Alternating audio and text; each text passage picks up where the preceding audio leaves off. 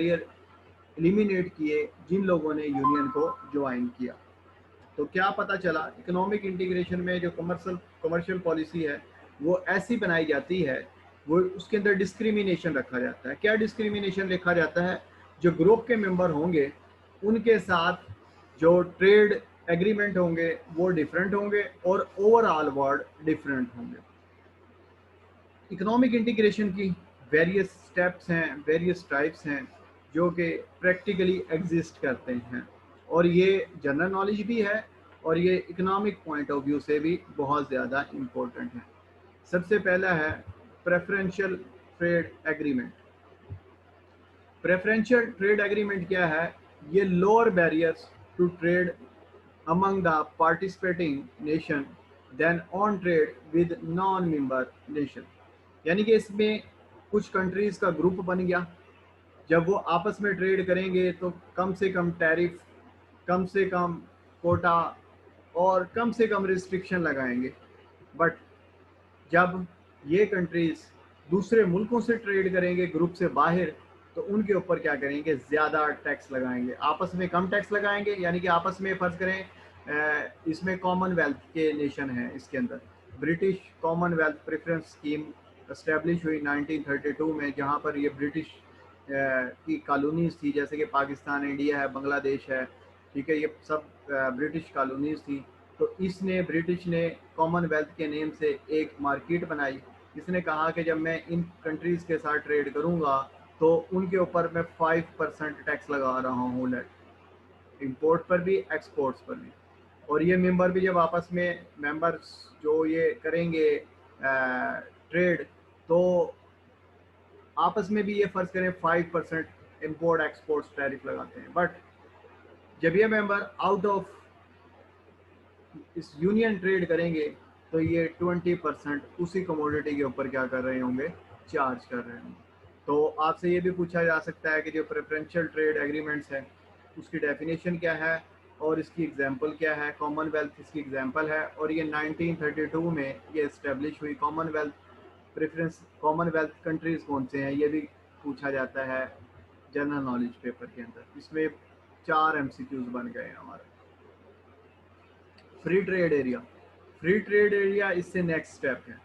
इसमें क्या किया जाता है? जो मेंबर कंट्रीज हैं उनकी जो बैरियर्स हैं वो सब के सब क्या कर दिए जाते हैं? रिमूव कर दिए जाते हैं। But each nation retain its own barrier to trade with non members. इसमें क्या किया जाता है? जो मेंबर कंट्री हैं वो आपस में ट्रेड फ्री करेंगे, बट वो पाबंद नहीं है किसी दूसरे मुल्क से ट्रेड एक स्पेसिफिक रेट पे करने के।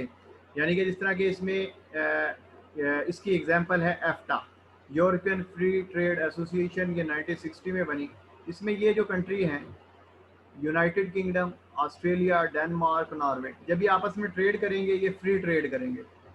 अब यूके ट्रेड कर रहा है पाकिस्तान से, ऑस्ट्रेलिया भी पाकिस्तान से ट्रेड कर रहा है, तो ये पाकिस्तान से ऑस्ट्रेलिया अलग पॉलिसी बनाएगा अपनी, यूनाइटेड किंगडम अपनी अलग पॉलिसी बनाएगा।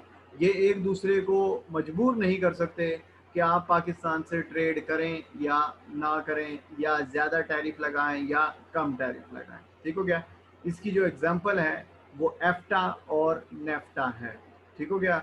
नेफ्टा भी आ सकता है पेपर में कि NAFTA stand for North America free trade agreement. ठीक हो गया? नॉर्थ अमेरिका के अंदर कौन कौन से कंट्रीज आते हैं ये भी आपको पता होना चाहिए, कनाडा एंड यूएसए। ठीक है? शायद ये जो एक वो और बॉर्डर लगता है अमेरिका के साथ, वो कंट्री मेरे जहन में नहीं आ रहा, वो भी शायद नॉर्थ अमेरिका में ही आता है।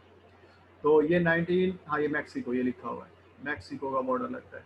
तो ये 3 कंट्रीज आते हैं नॉर्थ अमेरिका में। तो ये कब बनी, इसका ताल्लुक किससे है? फ्री ट्रेड एरिया से है। वो पूछ सकता है कि जो आपके पास फ्री ट्रेड एरिया की एग्जांपल, फ्री ट्रेड एरिया लिख देगा, नीचे लिख देगा नेफ्टा, यूरोपीय यूनियन, कॉमनवेल्थ, तो उसकी एग्जांपल क्या होगी? ये नेफ्टा होगी। Custom union, remove all barriers amongst member and harmonize trade policy toward the rest of the world। अब इसमें क्या है? एक स्टेप और चले गए कि आपस में तो फ्री ट्रेड करनी है और जो दूसरे मुल्कों से डील करना है वो भी सेम ही करना है। यानी कि जिस तरह इसकी एग्जांपल दी हुई है यूरोपीय यूनियन, इसमें जो यूरोपीय यूनियन के कंट्री हैं, फ्रांस है, इटली है, ये आपस में फ्री ट्रेड करेंगे। अगर फ्रांस और इटली पाकिस्तान के साथ ट्रेड करते हैं, जिस रेट के ऊपर इटली ट्रेड करेगा उसी रेट के ऊपर फ्रांस भी ट्रेड करने पर मजबूर है। यानी कि फ्रांस और इटली पाकिस्तान के साथ अपनी कोई नई पॉलिसी नहीं बना सकते। इसे हम क्या कहते हैं, कस्टम यूनियन कहते हैं। तो इधर याद क्या करना है, कस्टम यूनियन की एग्जांपल क्या है, यूरोपीय यूनियन। यूरोपीय यूनियन कॉमन मार्केट ये बनी कब, 1957 में। इसमें कंट्रीज क्या है, ये सारे इसमें कंट्रीज आते हैं, बेल्जियम, नेदरलैंड, लग्जमबर्ग। ठीक हो गया। कॉमन मार्केट देखें, हर नेक्स्ट स्टेप के ऊपर जो मार्केट आ रही है वो पिछले वर्जन से क्या है, बेहतर है। इसमें क्या आ गया, common market remove all barriers to trade among member, harmonize trade policies toward the rest of the world, and allow free movement of factor of production यानी कि लेबर एंड कैपिटल। इसमें क्या होगा कि जो पहले हो रहा है कि ट्रेड फ्री हो रही है, दूसरे मुल्कों के साथ कमर्शियल पॉलिसी भी सेम है। अब जो फैक्टर ऑफ प्रोडक्शन की मूवमेंट है वो भी क्या है, फ्री है। यानी कि ना वीज़ा लेने की ज़रूरत है। एक मुल्क से दूसरे मुल्क अगर आप डॉलर भेजना चाहते हैं तो गवर्नमेंट को कोई टैक्स देने की ज़रूरत नहीं है। तो ये क्या है, 1999 में जो बनी कॉमन मार्केट स्टेटस दिया गया यूरोपीय यूनियन को, ये उसकी एग्जांपल है। यानी कि यूरोपीय यूनियन अचीव्ड कॉमन मार्केट